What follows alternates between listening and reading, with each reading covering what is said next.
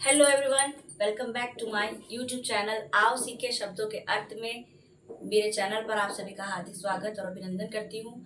तो जैसा कि मैं प्रोनाउन के जो है काइंड्स आपको बता रही थी, तो आज मैं उसी काइंड में से एक बताऊंगी, रिफ्लेक्सिव प्रोनाउन।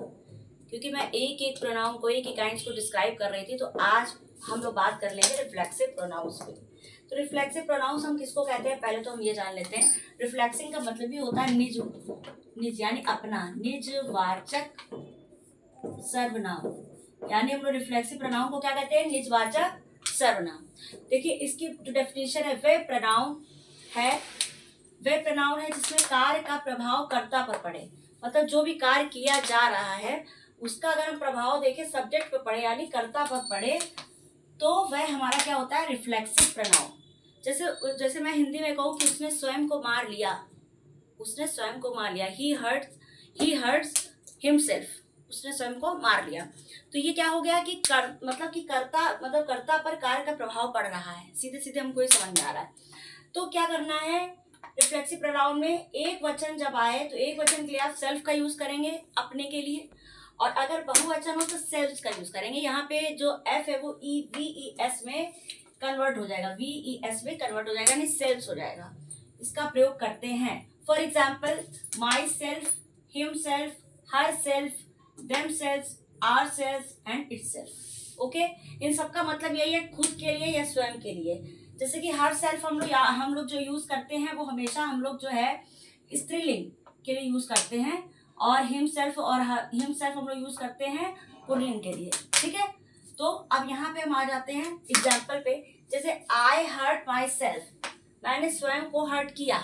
ठीक है, तो माई सेल्फ इज, यहाँ पे हम एग्जाम्पल से भी समझ जाएंगे। जैसे यहाँ पे माई सेल्फ आया है, यहाँ पे भी माई सेल्फ आया है, यहाँ देम सेल्फ आया है और हिम सेल्फ आया है। एक चीज और है, इससे भी आप इसको रिकॉग्नाइज कर सकते हैं। जैसे कि यहाँ पे हमने आपको एग्जाम्पल के तौर पे जो बताया हुआ है, अगर आप इनको अपने सेंटेंसेस में देखें तो आप जल्दी से समझ पाएंगे कि रिफ्लेक्सिव प्रोनाउन है। तो यहाँ पे लिखा हुआ है, I covered my self with blanket, मैंने अपने को स्वयं को किससे कवर कर लिया था, ब्लैंकेट से यानी कंबल से अपने को ढक लिया था, कवर कर लिया था।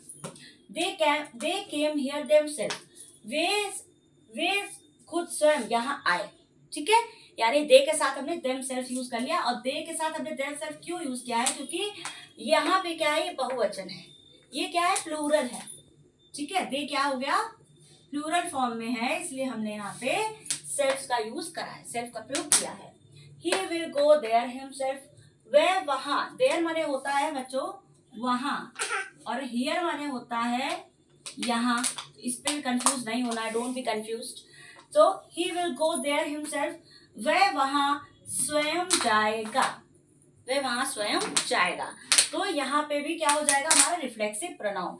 तो बस सीधा सीधा आपको ये समझना है कि जिसमें कार्य जो हो रहा है उस पर प्रभाव का सीधे सीधे कर्ता पर पड़ रहा है, तो वो हमारा रिफ्लेक्सिव प्रोनाउन हो जाता है। तो आशा करती हूँ कि मैं आज आपको रिफ्लेक्सिव प्रोनाउन समझा पाई होगी। तो आज के लिए मैं 2 वर्ड्स लेके आई हूँ हर रोज की तरह। मेरा आज का वर्ड है इनकॉरेजिबल, INCORRIGIBLE। इनकॉरेजिबल ये होता है जिसमें हम सुधार ना कर सके। मेरा दूसरा वर्ड आज का है इंस्पायर, INSPIRE। इंस्पायर माने होता है प्रेरणा देना। तो दोस्तों, इन्हीं शब्दों के साथ मैं अपनी वाणी को विराम देती हूँ। नेक्स्ट वीडियो में मैं फिर आपको काइंड्स के बारे में डिस्कस करूंगी। तब तक के लिए धन्यवाद।